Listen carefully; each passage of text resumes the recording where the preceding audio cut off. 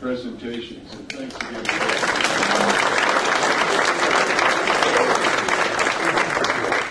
Keith, we found something for you to do, huh? Atul, let's be honest. You're a member of the Congress Party. Modi was denied the visa to visit the United States, ostensibly or maybe primarily because of the riots that killed so many Muslims. To what extent was his denial of visa based on your Congress Party leaning on the United States to keep this guy out? I can get past your accusation. Personal accusation. I would say, again, I don't have any inside information, but my guess is it was all political. Somebody higher up in India who was in power at that point in time wanted to make sure that somebody from the opposition was not going to get the respect from a country like the US, and they might have pulled some strings. That's my guess. I don't know anything. If we could stay on India for a minute, we have some questions about the ethnicity. I was kind of surprised. The Hindus are 80%? Yeah. But the population boom in India, is it largely in the Muslim areas, or is it? No, I think it's pretty universal. Now, I think the reason perhaps you are surprised about 80% Hindus is because, in fact, I think of all religions, Hinduism is perhaps the most diverse. So I mean, the Christians are different hues, if you will, but those are just different hues. Whereas Hindus are actually of different color, and they really are very, very different. So, in some ways, to label Hindus as one is not doing. It's not a full explanation. You didn't. A question here. You didn't talk about the caste system. How important is that to India's development? Caste system was more prominent than it is now. It is still there. In fact, it's still there in the sense that it's even recognized in the Constitution. There are certain castes which are identified as protected castes, and then in government jobs and in education institutions, there's a certain quota reserved for people from those particular castes. Now, in reality, when you walk around and when you work in India, you don't discover that. So, for instance, I happen to belong to, if you think of India's caste system as a four-caste system primarily, I'm from the third from the top. So, but I don't think I've suffered as a result of that. That's interesting. A question on the unemployment rate for 18 to 25-year-olds. Isn't it fairly high in India? It is fairly high, but I couldn't give you the statistics. For both of you, questions here on India and China's relations with Pakistan, which rapidly, unfortunately, seems to be becoming a failed state. Shawn, China has been very protective of Pakistan, much to our disappointment sometimes. How important is Pakistan to China? Oh, I think it's very important. Think about, I think primarily not the strategic competition with India. Probably that play maybe that is a factor. But think about how many allies does China have? I mean, China really is, unfortunately, I mean, North Korea, then Pakistan. And North Korea, is North Korea qualified as an ally? Maybe wrong ally. So, although Pakistan is not that good, but for China, it's China's best ally. So, I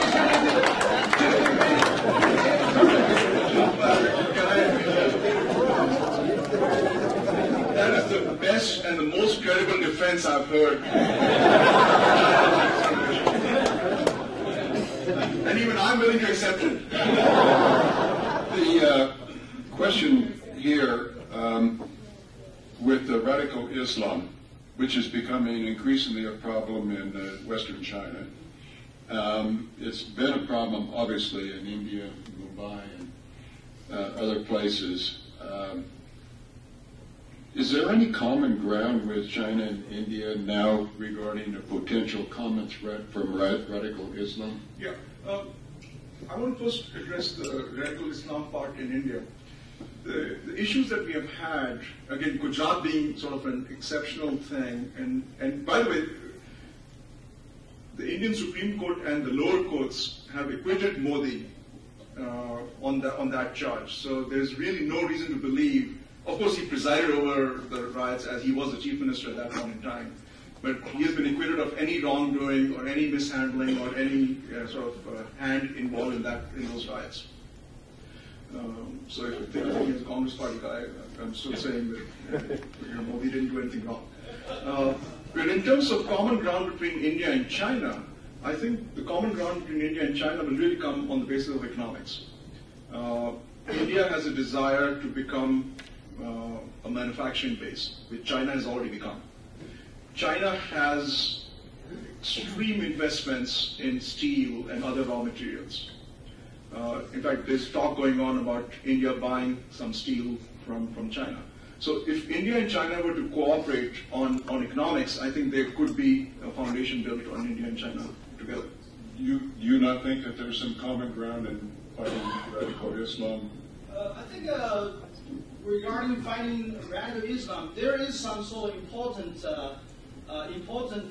common ground for at least the United States and China. There are some sort of high-level negotiations going on between the two countries regarding how the two countries could cooperate in, for instance, fighting against ISIS or some sort of extreme radical Islamism. So I think I think the Chinese government recognizes this common ground, but also there's a debate in China to what extent China would be willing to support the U.S. efforts. So maybe some sort of diplomatic support. That's is both possible, and maybe this is already happening. But in terms of military support, there is no such option for China. So I think some diplomatic support in this effort.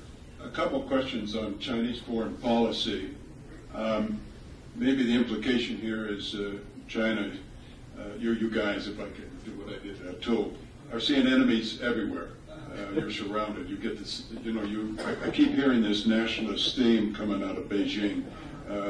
There's a plot between Japan, the Philippines, Vietnam, the U.S., India ganging up on China. Is that Li Jinping's viewpoint?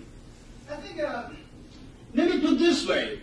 Maybe some sort of the dominant thinking in Beijing, at least one of the thinking is that China is very fragile, so it's insecure. Insecure in two things. One thing is the regime, the government is insecure because it's not a popularly elected government. So no matter how these politicians are hardworking they are, they always feel sort of insecure. The second is geopolitical things, because China is surrounded by several strong powers. The United States is not an East Asian country, but the United States maintains military presence in East Asia. So from geopolitical perspective, China feels insecure. I think that's definitely it's true. In one sense, China's recent assertive behavior is that defensive, offensive. So we could debate about that. But I don't think like a nationalist sentiment is the only reason to explain China's sense of insecurity. So there are some sort of institutional and geopolitical reasons. Is there a feeling in Beijing that the U.S. so-called pivot to Asia is designed to contain China? I think it's a very good question. That's a very important question. I think there are two versions of rebalancing to Asia. The first version is Secretary Hillary Clinton's version. So in 2011, she made an announcement. In that project or strategy, military and diplomatic presence were highlighted. So Secretary John Kerry made a recent remarks on U.S.-China relations at Johns Hopkins University just last week. So in his new version of rebalancing, in my opinion, his new version of rebalancing, economic and the business opportunities are highlighted. So in that regard, so when U.S. strengthens its presence in Asia-Pacific region, there are two versions. One is military presence, the other is economic presence. I think China will much more welcome America's economic and the business presence in East Asia. And also, there's some more common ground between China and the United States to strengthen their relationship. Atul, on that, for India, are they looking for maybe a closer alignment with the U.S. on this pivot to Asia, with China being the objective? Or? I think India's interest is in having as close a relationship with the U.S. as it can, without becoming the puppet of, or a puppet of the U.S.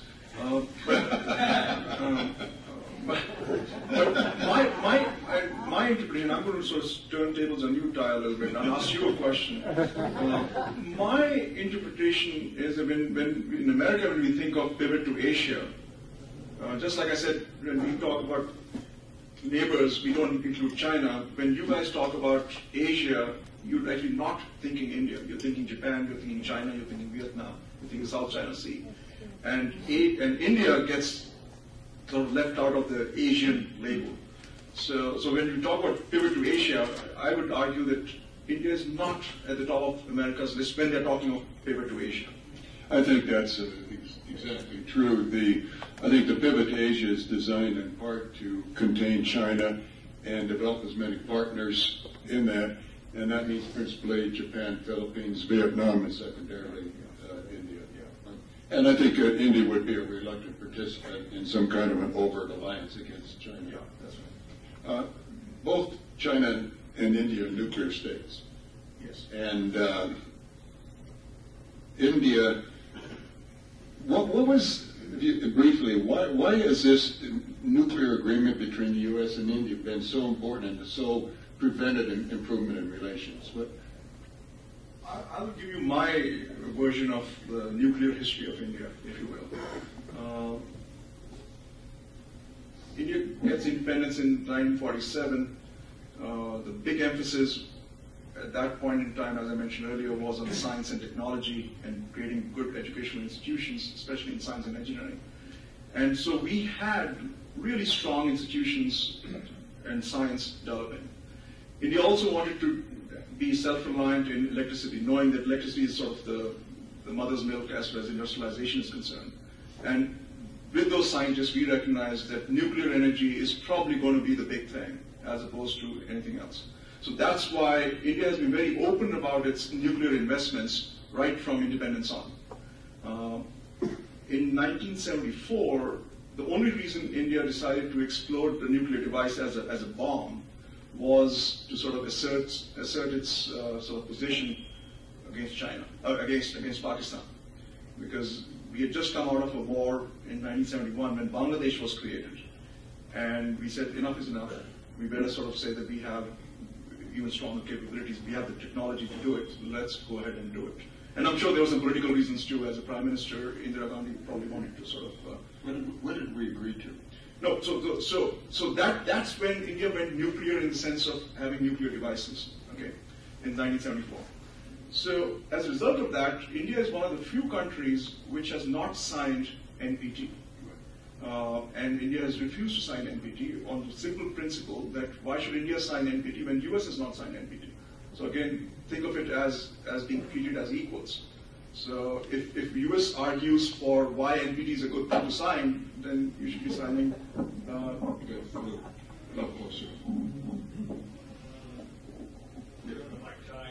Yeah. Yeah. Okay. All right. India didn't sign still not signed the NPT, and I don't think India will sign the NPT unless NPT becomes meaningless, and which it will become if US signs the NPT. So the deal that India did with George Bush was about America finally recognizing that India's nuclear program is indeed for safe purposes, even though India has nuclear bombs, no question about it. And as a result of that, US backed away from sort of supporting technology. But then finally India was able to convince the US that no, we do have a very sharp line between what's for peaceful purposes and what's for military. So companies like GE and other companies were allowed to sort of trade on the nuclear technology with India as a result of that So it was again, in some ways, coming back full circle, America recognizing that India means business, and India is telling the truth when it says that our nuclear program is mostly for peaceful purposes. And from Beijing, how do they see this nuclear relationship? I think in the Clinton administration, both China and the United States seem to pursue some sort of even sanctions against India. But in the long term, this did not make much sense. So I think that developing nuclear weapons, nuclear programs for a country like India is almost inevitable, because this is like a huge national pride, struggle for recognition and great power status. So for India, for a country like India, it's part of the national symbol of great power status. So eventually Beijing now probably recognize India's aspiration. So I think this is no longer a big issue anymore, so in my opinion. I don't know if Keith has any comments on that, since you had to oversee that. A couple questions. The incendiary point where India, Pakistan, China come together, as you pointed out, is this lonely part in the top of the world, and there are constant friction on the border, sometimes shots. Is there any way that Modi and Xi Jinping can see that this can be adjudicated better? Yeah, my perspective is that the best thing China can do on that front is stay out of it. No, I mean it in a serious sense. You're referring to Kashmir, the region of Kashmir. Right. The region of Kashmir has been a battleground, both physically and mentally, between India and Pakistan. So it needs to be resolved by India and Pakistan. And the moment somebody like China gets in, that's going to rattle India's nerves like no one's business. So the best thing China can do, if China wants to see that part of the world sort of get more peaceful, is to stay out of that, and then the rest, let Pakistan and India duke it out. I said duke, not nuke. Atul says his advice to China is to butt out. From Kashmir. I think either the Kashmir issue or the border issue between India and China, I think this is a very difficult issues for both countries to handle. I think from Beijing's perspective, my opinion that the best realistic outcome in the short term is to manage any possible crisis, even without a final solution, but manage the some sort of emergency management mechanism established. Yeah. So I think that is exactly what is happening. So after President Xi Jinping's visit to India, there was some sort of mini crisis in the border, and China and India had some sort of serious dialogues to try to strengthen their sort of crisis management mechanism. I think in the short term, that's the best outcome. In the long term, I don't know. It's very difficult because of domestic politics, nationalism, all involved. So. Well, we're kind of running out of time. Oh, Ted. Ty, can I follow up on that point about the border between the two of them? China is putting a road down through Nepal towards India, and India is putting a road up through Nepal, all through the whole area of Mustang, if you will. And I'd like to hear both of them describe, is this so they can have better trade, or go to war with each other? Or better avenues of approach for the tanks. How do you see these highways? I see these as political symbols. If trade has to happen, much of the trade happens through the sea. So, and there's not much activity going on that part of China. It's barren land. It's Tibet. So it's more symbolism than anything else, and therefore it could be used for military purposes as well. But I don't see that as a big thing. And with the Dalai Lama residing in India, is that a problem for China? What do you mean? The Dalai Lama living in India?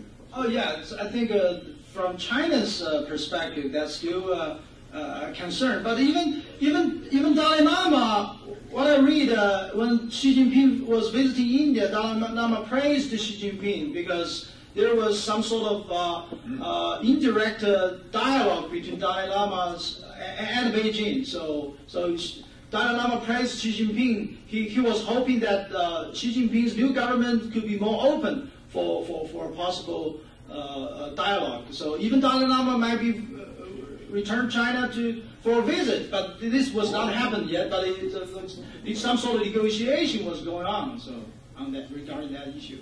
Well, time is Keith.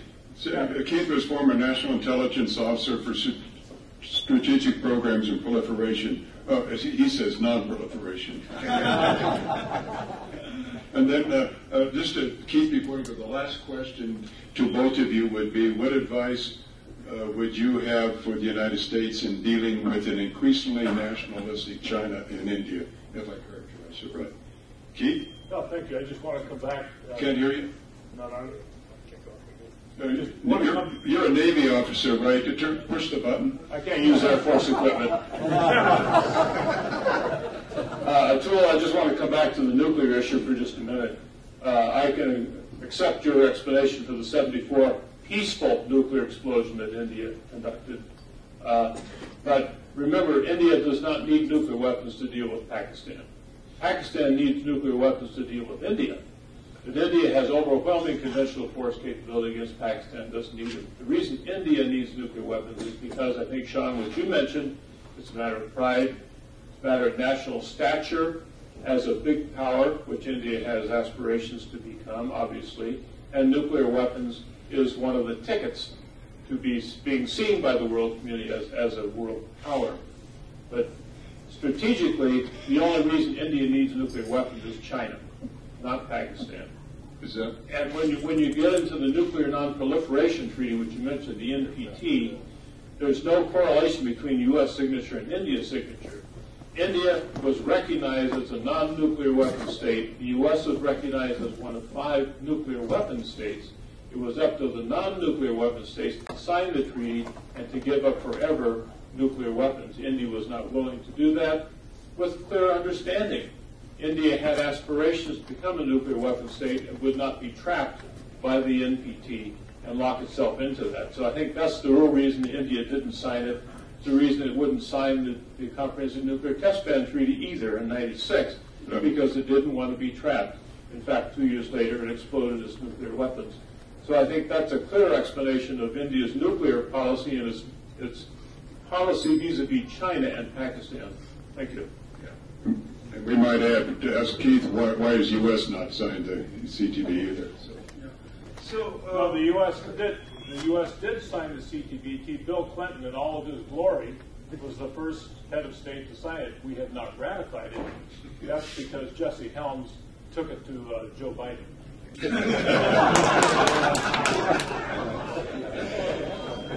I think the way I would respond to Keith's comment is the following, that when it comes to nuclear devices, nuclear weapons, logic goes out of the window. Because if logic were to be used in nuclear devices, America does not need the number of nuclear weapons America has to ward off Russia, and Russia does not need the number of nuclear weapons Russia has to ward off America. So my main point is, you're exactly right, Keith. Nuclear devices are used more as sort of table thumping equivalents, if you will, as opposed to sense of logic. So I would not bring logic into any conversation on nuclear devices. It's more about ego and testosterone. When you were doing your estimates, Keith, is that your conclusion? Ego and testosterone? I don't ever remember the CIA. Our final question to each of them, speaking, if they were speaking for President Xi or President Modi, Prime Minister Modi, what would be your advice, their advice give to the United States in dealing with either one of them?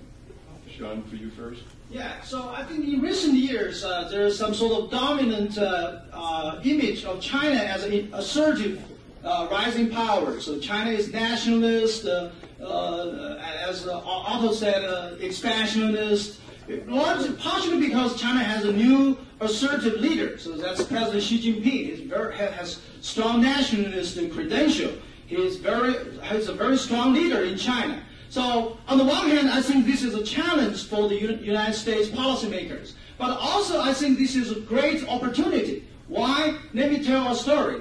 Chairman Mao, when he hosted President Nixon, he said, "I really like American rightists." That means strong Republican leaders. So why it's easy to get things done?